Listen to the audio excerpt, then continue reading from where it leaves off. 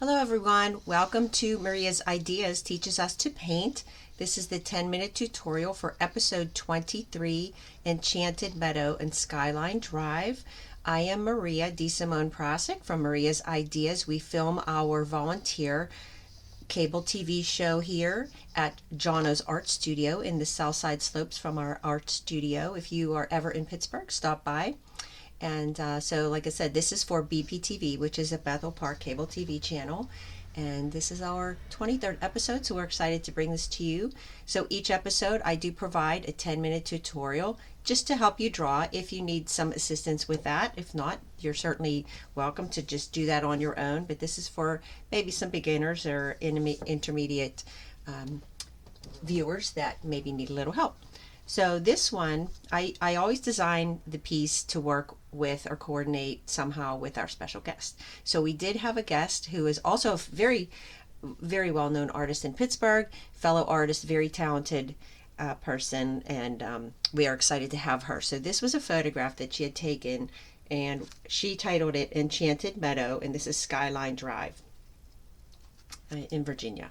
So we are going to do our interpretation of this. We're not worried about making it look exactly like that. That's a photograph. And so I'll show you how we're going to get started drawing. And then we already filmed the episode, so this was my take on that. So we do these very quickly. It's the show is about an hour, and we just talk about the artwork, we talk about the guest, and they're just fun. So I hope you enjoy, and thank you for watching. So like I said, we're going to get started here. We always paint on, these are the canvas panels, like a board. So just because it doesn't have a lot of bounce, it works great for the size for our table. We have 3 of us at the table. My co-host Alan Levine is always there too. So it just works well for us. So you can paint on any size. You can paint on any surface that you choose. That's what we use. It's 11 by 14, which is a standard frame size also. So what I usually do here, this is what I'm doing for the tutorial. We always draw it ahead of time as well, just to give us more time to paint.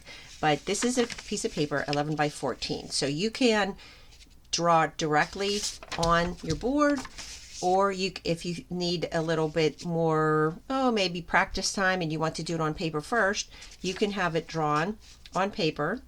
And then what I did was I folded it vertically and horizontally in half and then half again. So that gives me 16 rectangles. And what that does is helps me break down what's in each of these if it's something that maybe overwhelms you a little bit, or you're not sure how you want to lay everything out for the composition. So what you would do if you're using this grid system, let me grab a color pencil here, is you would also put the same amount of rectangles on your board. So you can measure, you could take a ruler or something. I usually just kind of do something rough. Now this you would also, I'm doing this darker just for viewing purposes, but I would recommend doing this in maybe watercolor pencil, or if you use a regular graphite pencil, just keep it very light. So you would divide it in half vertically and half horizontally, and then take each of those sections and divide them in half again. You can do more for this one. This is, the different sizes and number of rectangles or squares, whichever you end up doing based on the proportions of your size of your piece that you're working on. But this is also a grid system that works well, and you see a lot of people doing murals, very large scale murals, outdoor murals.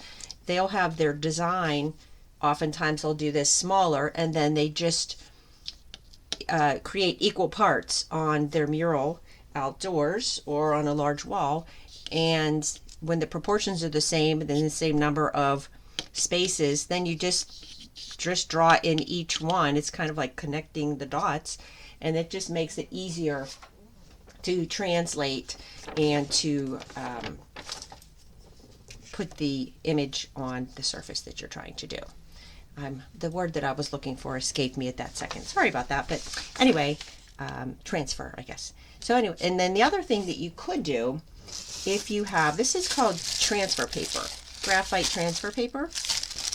People that are a little bit older, like myself, might remember carbon paper. So it comes in graphite, which this is graphite, and it also comes in white. So what you would do is if you use graphite paper, if you drew your piece on a separate piece of paper, you put this graphite paper underneath, and then you just trace over your design, and it transfers onto wood, paper, canvas, whatever you're using. So that comes in sheets and rolls, and it's pretty inexpensive. You can buy it at a craft store, art supply store, or online. So, but anyway, this is just if you don't have the transfer paper, you want to draw it, which I recommend. Just, it's not a bad idea to turn it upside down, to just learn how to draw and just experience a little bit more and grow with your techniques and experience. So, all right, so I'm just going to set this up here just so I can refer to it. You don't need to see that, but I'm just going to grab my photograph here.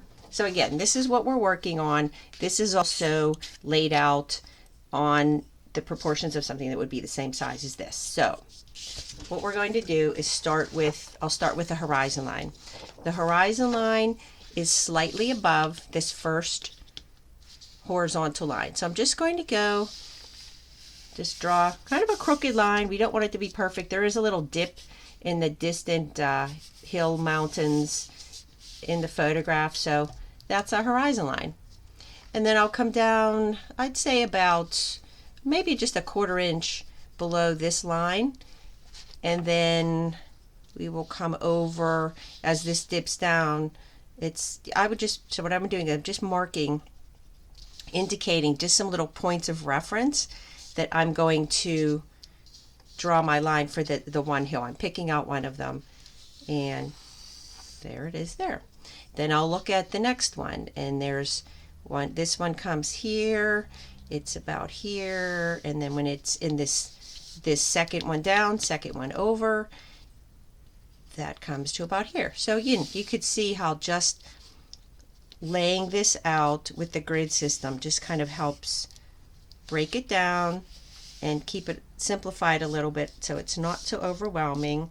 And for landscapes, this is art. We're not trying to duplicate something like a photograph. We're not painting that way. We are painting more in an expressive way, a more impressionistic way, if you will. So we just have fun with it. It's our interpretation of it. We're not trying to make it look like mine. You're not trying to make it look just like a photograph. You're just having fun with it and creating the landscape. So that's all our hills in the background, the mountains. And then above this, you can see, so that's this right here. We already drew that. So now we're working on this level here of the tree line. So that is above the center line. Here's our middle right here. Pretty much all the way across, but not even. You would just kind of want to do something irregular. The shapes, it's distant trees. This one in this third over comes up a little more. Just something like that. Again, this is our interpretation of it. So as you paint, that's that row of trees. Then when you come down here, I keep forgetting to use my little pickle. So that was this line. Now this just for a reference point of where those trees end, and then this other line of foliage begins. That's this one here. So we're coming across, and then we're coming down. And again, you can see this doesn't even match the drawing exactly. It's just to give me a point of reference as I paint. Now you could also paint the back of the canvas a neutral color, a light green, a light blue, and then draw on top of it. You can do this many different ways, but this is how we did it on the show. And let's see, so we have all of these lines in here, and then we just picked out just some of these plants that were in the foreground, which makes a nice composition here. And let's see, we'll do this one, which was to the left of this center line. I'll just come in here and just do a very simple suggestion outline of a plant. This again is just to give us a reference point. And then we had some of the foliage and wildflowers in the foreground here. There's no detail, it's just blocking it in as we paint, and that just gives us an idea again as to where things were. And there's a plant. So that's pretty much it. So you can see it's pretty basic, it's pretty simple. And then when you paint with acrylics, which is what we use, we work back to front, so the things in the distance we would do first, and as we come forward, these layers are on top of each other. So any of the dark, all of this darker, the color and values are between these plants in the foreground. So that gets all painted back to front in layers, and you end up with this layer last. And then you tweak and you add your little highlights and shadows and things like that. But that's pretty much the design there. And I will be uploading the show next, so you can watch that as well. So this is our second year, and we are happy to say we will be continuing our third year of our award-winning show. So thank you for joining us, and hope you get excited and inspired about painting and drawing. And thank you again for joining us. Bye-bye.